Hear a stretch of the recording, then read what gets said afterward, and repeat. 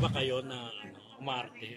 Hindi po. Actually, no, first kala po namin mahihirapan kami. Pero nung kayo kasi nandun na, na-feel po namin yung vibes. And luckily, nagawa naman namin ng maayos. Na-praise pa po kami ng mga director ng first day. Everyone, everyone the best. And whatever happens, I'm praying na maging maganda lang yung mangyari sa kanila. Alam mo, pwede mga artista kasi ang gugwapo, mistiso, matangkad, di ba?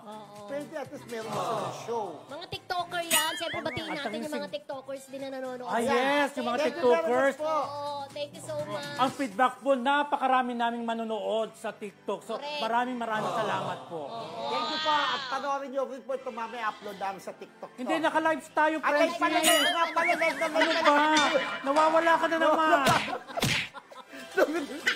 Panoorin niyo po kami live sa TikTok mamaya po. Again po ngayon. Ano mamaya? 4 p.m.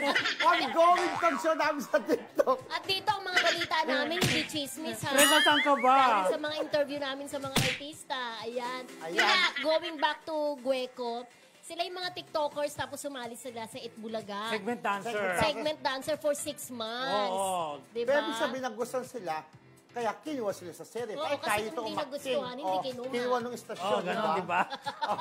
Sabi na, ay, ang galing, tsaka gwapo. O sure, maraming makakatulong yan doon sa show kasi ang daming taga-awas ng TikTokers, diba? At least meron na silang show ngayon, diba? Kasama dun kay Mami tsaka ni kay Kylie. Pero mukhang yayaman yan, ang ganda ng jacket. Baka naman.